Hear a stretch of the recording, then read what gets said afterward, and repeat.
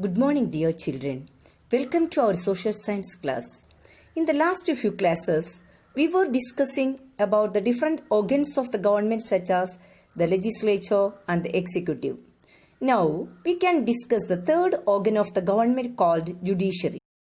In the month of March onwards, we used to hear the advice from our government like this: stay at home, be safe at home due to the pandemic corona. Because of that itself, most of the time we are inside our house. Due to that, sometimes there used to be some quarrel between the children. Like that time or like that situations, our parents may interfere it and settle such small disputes. You listen this news headline. What is it? Supreme Court directs reducing or decreasing water level at Mullaperiyar Dam by 3 feet. From this, you can understand it is a dispute between our state and our neighboring state. So we know there used to be some disputes between individuals or individuals and government, between central and state government, and among the states on various issues. Who resolved or settled such disputes? It is the responsibility of Indian judiciary to resolve all the disputes what happens inside the country. How do Indian judiciary settle such disputes? By punishing the guilty. Guilty means who committed mistake, and protecting the innocents. The court implemented the justice. How do the judiciary settle the disputes? By punishing the guilty and protecting the innocents, the courts implement the justice.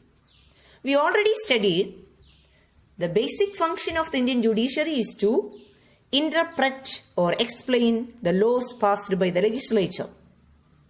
So you already understood Indian judiciary has main responsibility to resolve the disputes between individuals or individuals and government, between central and state government, and among the states on various issues. Find out the structure of the judiciary in India from the chart given. The first or the topmost or highest court of India is Supreme Court. It is the apex court in jurisdiction all over India. Below that, High Court. That means state's highest court is High Court. It hears cases that arise in states. Then district courts. Here cases in the district. Lower level courts are sub courts, municipal courts, and magistrate courts. They hear taluk level cases.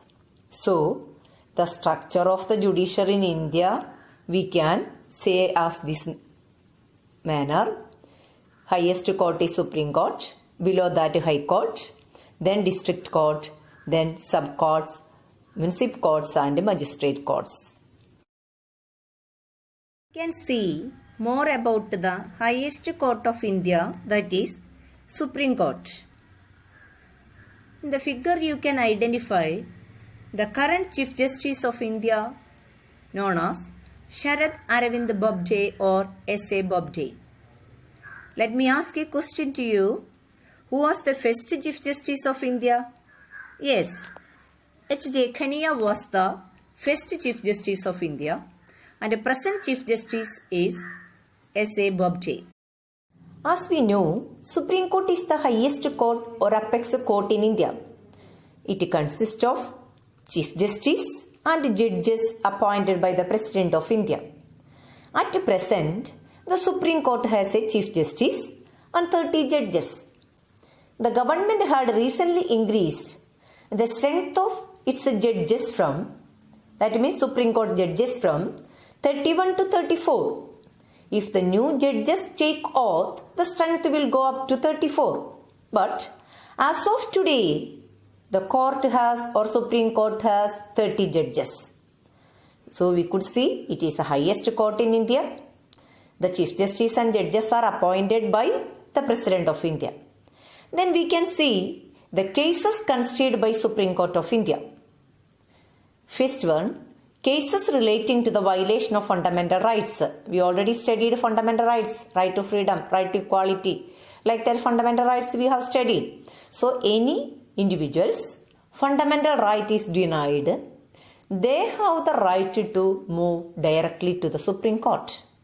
Then, cases that arise between state government and central government.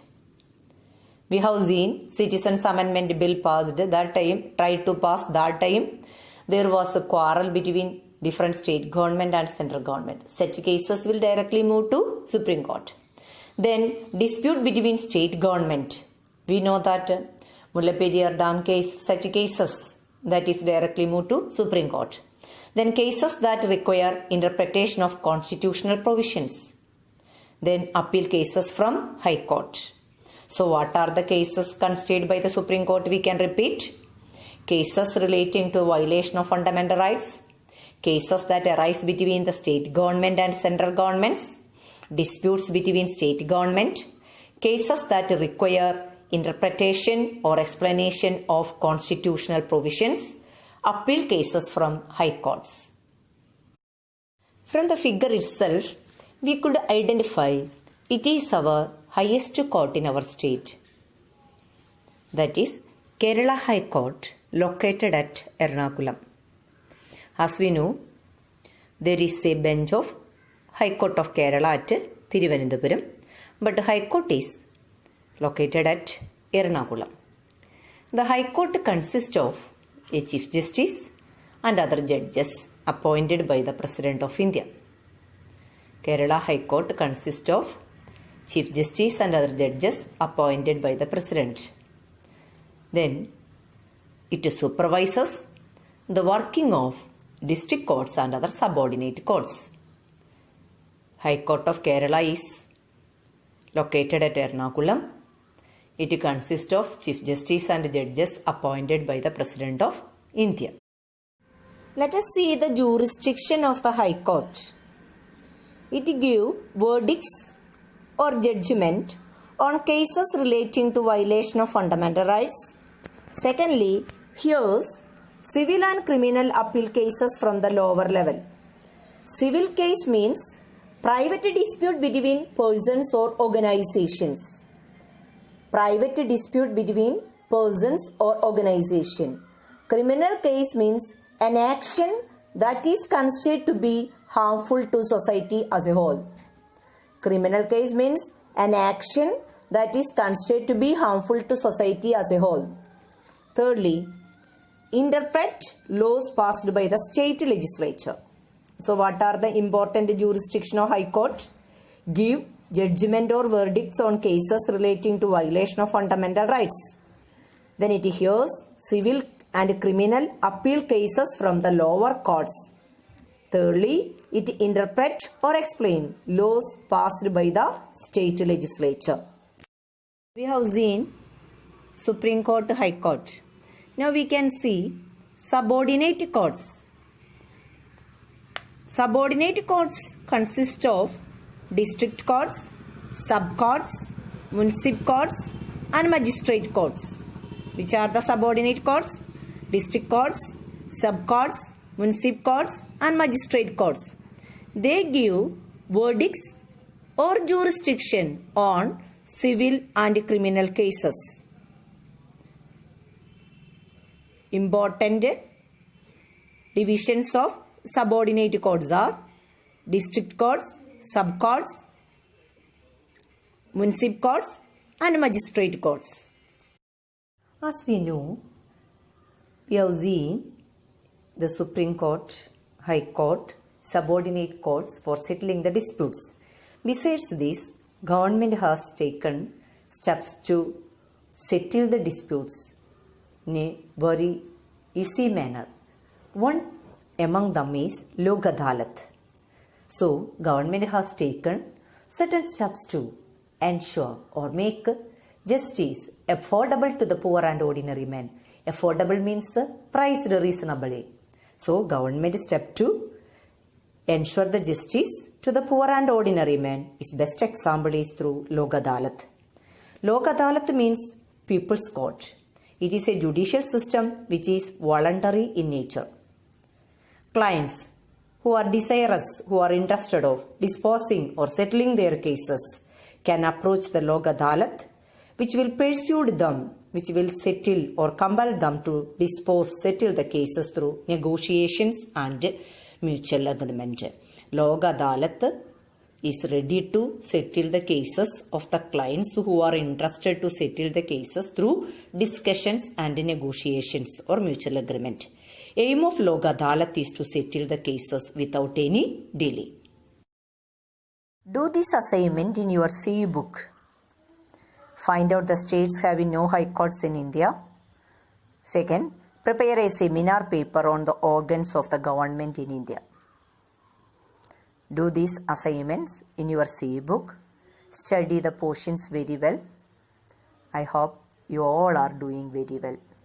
Thank you.